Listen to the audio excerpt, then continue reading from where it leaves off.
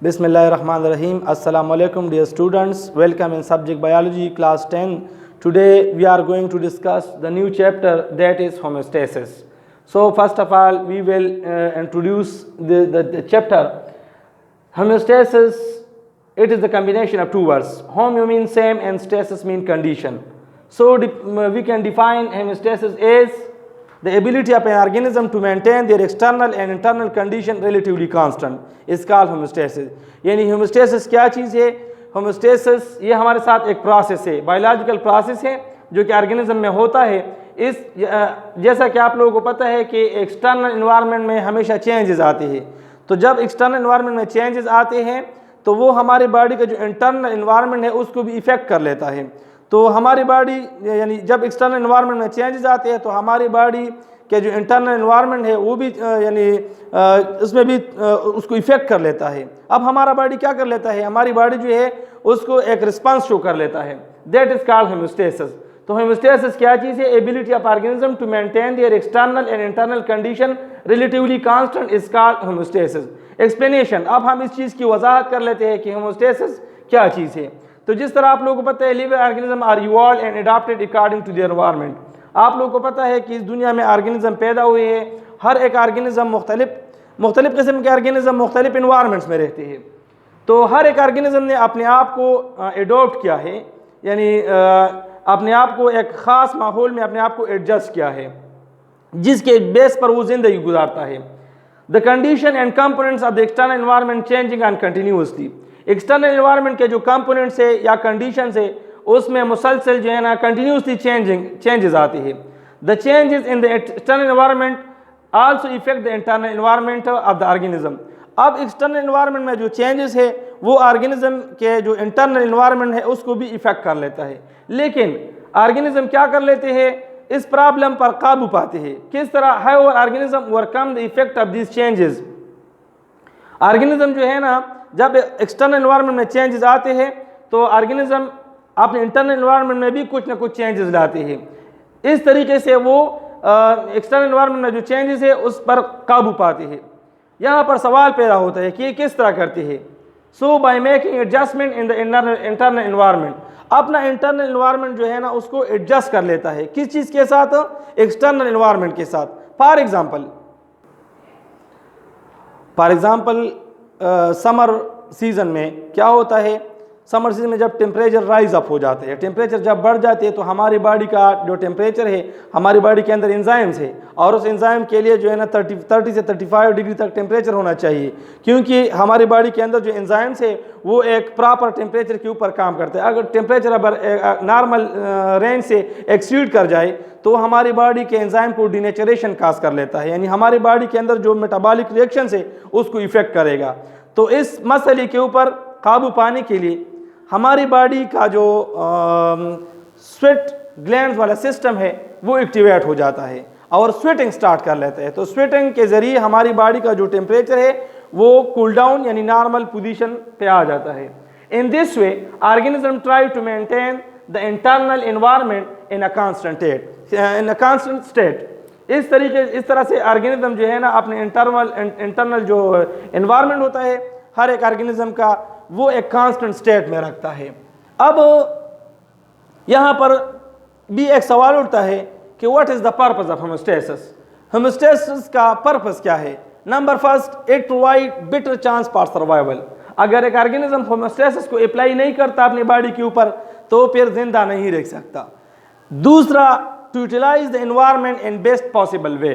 दूसरा ये है कि होमोस्टेसिस के जरिए ऑर्गेनिज्म जो है ना हर एक इन्वायरमेंट को एक पॉसिबल तरीके से इस्तेमाल करेगा. यहाँ पर दूसरा सवाल, what internal components which are affected by the fluctuation in external environment. Fluctuation का मतलब है चेंजेस, यानी जब एक्सटर्नल एनवायरनमेंट में चेंजेस आते हैं तो हमारी बॉडी के ऊपर के अंदर जो है ना कौन से कंपोनेंट है जो कि इफेक्ट हो जाते हैं एक्सटर्नल एनवायरनमेंट के में फ्लक्चुएशन से. तो components of the internal environment which are affected by the fluctuation in external environment are, यानी एक्सटर्नल एनवायरनमेंट में फ्लक्चुएशन से हमारी बॉडी के अंदर जो इंटरनल एनवायरनमेंट के जो कंपोनेंट है कौन कौन से है जो कि इफेक्ट हो जाते हैं. तो इसमें हमारे साथ है number first one, that is water. second one that is solutes, and third one that is temperature. यानी हमारी बॉडी में ये तीन कंपोनेंट्स है which are mostly affected by the fluctuation in external environment. अच्छा जी, अब देखिए हमारी बॉडी के अंदर बहुत से इंपॉर्टेंट फ्लूइड्स है. most important components of our body, most important components of the fluid in our body वो कौन कौन से है. यानी आप लोगों को पता है कि हमारी बॉडी में क्या पाए जाते हैं, फ्लूइड्स पाए जाते हैं, और वो फ्लूइड्स हमारी बॉडी के लिए बहुत ज़्यादा ज़रूरी है. उस फ्लूइड्स के इंपॉर्टेंट कंपोनेंट्स क्या है, मोस्टली उसका वाटर है और सल्यूट्स है. तो water solute mostly affected by the external environment. हमारी बॉडी में जो यानी के जो फ्लूइड है उसके जो इंपॉर्टेंट कंपोनेंट है यानी वाटर है और सल्यूट्स है, ज़्यादातर ये दोनों जो है ना इफेक्ट हो जाते हैं changes in the external environment. The water salutes balance commonly called water salt balance is very very important for the body. अब हमारी बॉडी में वाटर भी एक यानी प्रॉपर अमाउंट में भी होना चाहिए, और इस तरह सल्यूट्स भी है. सल्यूट जो है ना इस यानी अगर ये कम हो जाए तो फिर भी नुकसान करेगा, और अगर ये ज़्यादा हो जाए तो तब भी नुकसान करेगा. फॉर एग्जांपल अगर हम देखें कि हमारी बॉडी में सोडियम है, क्लोराइड्स, सोडियम से क्लोरीन है, कैल्शियम है, फॉर एग्जांपल ये आयंस है. अब सोडियम और अगर इसकी कमी आ जाए तो फिर हमारा जो नर्वस सिस्टम है वो स्लो डाउन हो जाता है, क्योंकि सोडियम जो है ना ये हमारे यानी केमिकल मैसेंजर्स हमारी बॉडी में जो नर्व इम्पल्सेस ब्रेन तक फॉरवर्ड होते हैं तो इसमें इसका काफ़ी किरदार है. अगर ये ज़्यादा हो जाए, सोडियम अगर हमारी बॉडी में ज़्यादा हो तो फिर क्या काज कर देता है, ये ब्लड प्रेशर पे काज कर लेते हैं कि हार्ट मसल का जो मूवमेंट होता है उसको तेज़ कर लेता है. अगर ये अब ये क्या चीज़ है, ये सारे सल्यूट्स है. इस तरह यूरिया है, यूरिया और यूरिन है. यूरिया जो आप लोगों को पता है कि ये टॉक्सिक मटेरियल है. यूरिया जो है ना एसिडिक है. ये हमारी बॉडी का जो पीएच लेवल है तो उसको अगर हमारी बॉडी में यूरिया अगर हमारी बॉडी से एक्सक्रीट ना हो और इसकी अमाउंट हमारी बॉडी में ज़्यादा हो जाए, ये एक प्रॉपर लेवल में ना हो, तो फिर क्या करेगा ये सल्यूट जो है ना हमारी बॉडी की एसिडिटी लेवल को हाई करेगा, हमारे सेल्स को डैमेज करेगा. आप जैसा कि आप लोग जानते हैं जिन लोगों के किडनी स्पेल हो जाते हैं तो किडनी स्पेल होने से कौन सा मसला होता है कि प्रॉपर फिल्ट्रेशन नहीं होता. हमारी बॉडी के अंदर जो नाइट्रोजनस वेस्ट है, अमोनिया है, यूरिया है, इस तरह और बहुत से सब्सटेंसेस है, ये हमारी बॉडी में जमा हो जाते हैं और ये एसिडिक है. ये हमारे ब्लड का जो पीएच लेवल होता है उसको यानी डिस्टर्ब कर लेता है. जब पीएच लेवल डिस्टर्ब होता है हमारे बॉडी के अंदर जो मेटाबॉलिक रिएक्शन है वो डिस्टर्ब हो जाती है, तो इससे हमें फिर डेथ काज होता है. तो यही वजह है कि जब किडनी फेल हो जाए तो हमारी बॉडी में किडनी का मेन रोल है किस चीज़ में, सल्यूट बैलेंसिंग में, क्योंकि ये हमारी बॉडी से एक्स्ट्रा यूरिया और एक्स्ट्रा वाटर की रिमूवल में इसकी अहम किरदार है. अच्छा जी, अब हमारे बॉडी में जो वाटर और सल्यूट से ये बैलेंस हो जाते हैं एक प्रोसेस के जरिए जिसका नाम है ऑस्मोरेगुलेशन. ऑस्मोरेगुलेशन क्या चीज़ है, यानी वाटर और सल्यूट्स ये हमारी बॉडी में बैलेंस फॉर्म में होनी चाहिए. अब ये वाटर और सल्यूट्स हमारे बॉडी में एक प्रोसेस के जरिए बैलेंस होते हैं जिसका नाम है osmoregulation. Osmoregulation technically water solute balance को कहते हैं. ऑस्मोरेगुलेशन अब हमारी बॉडी में किस तरह होता है, एक तो स्वेटिंग है कि हमारी बॉडी से स्वेटिंग जब होता है तो स्वेटिंग के दौरान एक्स्ट्रा यानी स्वेटिंग के दौरान जो है ना जो नाइट्रोजनस वेस्ट है मुख्तलिफ किस्म के साल्ट से एक्स्ट्रा वाटर है वो हमारी बॉडी से निकल जाता है. दूसरा हमारे साथ एक्सक्रीशन.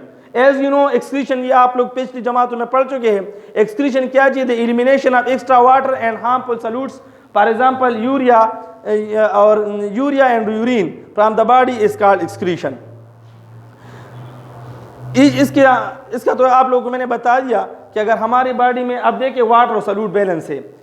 वाटर सल्यूट बैलेंस हमारी बॉडी में किडनी का काफ़ी रोल है. दूसरा हमारे साथ है थर्मोरेगुलेशन. तो थर्मोरेगुलेशन और ऑस्मोरेगुलेशन ये दोनों हमारे बॉडी के लिए इंतहाई ज़रूरी है. ऑस्मोरेगुलेशन अगर हमारी बॉडी में ना हो तो फिर हमें डेथ काज होगा. ये मैंने आप लोगों के साथ डिस्कस किया, यानी किडनी फेल्योर वाला प्रॉब्लम है ये. दूसरा हमारे साथ है thermoregulation. As the name indicate, thermo mean heat and regulation mean बाकायदा बनाना.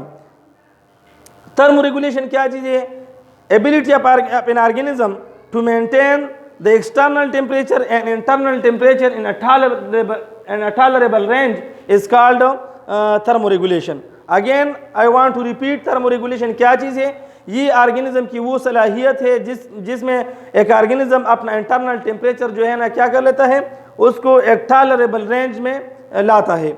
इसको थर्मोरेगुलेशन कहते हैं। Thermoregulation also important process for our body.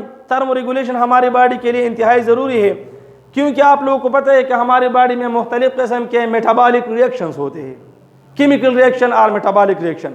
और मेटाबॉलिक रिएक्शन में जो है ना एंजाइम्स, बायोलॉजिकल जो कैटलिस्ट है, उसका काफ़ी किरदार है। एंजाइम्स, हमारे बॉडी में जो एंजाइम्स है वो उसके लिए एक प्रॉपर टेम्परेचर होना चाहिए, जिसको हम ऑप्टिमम टेम्परेचर भी बोलते हैं, जिस पर मैक्सिमम मेटाबॉलिक रिएक्शंस होते हैं। अच्छा जी, अब और वो कितना है? 25 डिग्री से लेकर 35 डिग्री तक ये वो टेम्परेचर है, यानी ऑप्टिमम टेम्परेचर, जिस पर हमारे बॉडी में मेटाबॉलिक रिएक्शंस जो है ना वो काफ़ी ज़्यादा होती है। जब हमारी बॉडी में मेटाबॉलिक रिएक्शन ज़्यादा हो और एक प्रॉपर तरीके से हो तो हम सेहतमंद भी रहेंगे और हमारी बॉडी का जो ग्रोथ जो है ना वो जल्दी होगा। या इसके अलावा अगर हमारे बॉडी में मेटाबॉलिक रिएक्शन एक प्रॉपर तरीके से हो तो अगर बाज़ औक़ात हमें इन्फेक्शन लग जाए तो इन्फेक्शन जो है ना वो जल्दी ठीक हो जाता है। आप लोग ने सुना होगा कि गर्मियों में भी ज़ख़म ठीक नहीं होता और सर्दियों में भी ज़ख़म सही तरह से, इंतहाई सर्दियों में भी ज़ख़म ठीक नहीं होता। क्योंकि वाई? सेल डिवीजन डिस्टर्ब होता है। सेल डिवीजन भी जो है ना, सेल डिवीजन क्यों डिस्टर्ब? इनडायरेक्टली बात आती है मेटाबॉलिक रिएक्शंस की, क्योंकि यानी हाई टेम्परेचर पर भी मेटाबॉलिक रिएक्शन डिस्टर्ब हो जाते हैं। सेल ग्रोथ नहीं करती, और जब सेल ग्रोथ नहीं करती वो डिवाइड नहीं होती। इसलिए हम कहते हैं कि इंतहाई सर्दियों में, इंतहाई गर्मियों में जो है ना ज़ख़म ठीक नहीं होते। आप लोगों ने देखा होगा ये जो मौसम बहार होता है इसमें ज़ख़म बहुत जल्दी ठीक हो जाती है। ये क्यों? नेचुरली, कुदरती तौर पर हमारे बॉडी को जो है ना कौन सा ऑप्टिमम टेम्परेचर नेचर प्रोवाइड कर लेता है। यानी अल्लाह ताला की तरफ से वो ऐसा सीज़न होता है कि हमें जो है ना ऑप्टिमम टेम्परेचर हमारी बॉडी को नेचुरली प्रोवाइड हो जाती है और हमारी बॉडी के अंदर जो मेटाबॉलिक रिएक्शन है वो मैक्सिमम होते हैं, तो ज़ख़म भी जल्दी ठीक हो जाती है और हम सेहतमंद भी रहते हैं। अच्छा जी, तो मेटाबॉलिक रिएक्शंस हमारे बॉडी में होते हैं, उसके लिए मेटाबॉलिक रिएक्शन के लिए इसमें एंजाइम्स हिस्सा लेते हैं और एंजाइम बायोलॉजिकल कैटलिस्ट है। अब हर एक एंजाइम प्रॉपर टेम्परेचर पर काम करता है। अगर टेम्परेचर जो है ना नॉर्मल रेंज से ऊपर हो जाए तो फिर डिनेचरेशन ऑफ एंजाइम होता है। डिनेचरेशन का मतलब है ब्रेकडाउन, यानी हमारी बॉडी के अंदर जो ऑर्गेनिक कंपाउंड है जो कि यानी एंजाइम से उसका ब्रेकडाउन हो जाता है। अगर हमारी बॉडी में एंजाइम डिस्टर्ब हो गया, हमारी बॉडी में एंजाइम अगर डिस्टर्ब हो गए तो ऑल मेटाबॉलिक रिएक्शन डिस्टर्ब हो जाती है। मेटाबॉलिक रिएक्शन जब डिस्टर्ब हो जाए तो हमारी बॉडी को नुकसान होता है। तो यहाँ पर थर्मोरेगुलेशन और ऑस्मोरेगुलेशन जो कि होमोस्टेसिस के इम्पोर्टेंट एस्पेक्ट्स है, ये हमारी बॉडी के लिए इंतहाई ज़रूरी है। थर्मोरेगुलेशन यानी मेंटेनिंग इंटरनल टेम्परेचर।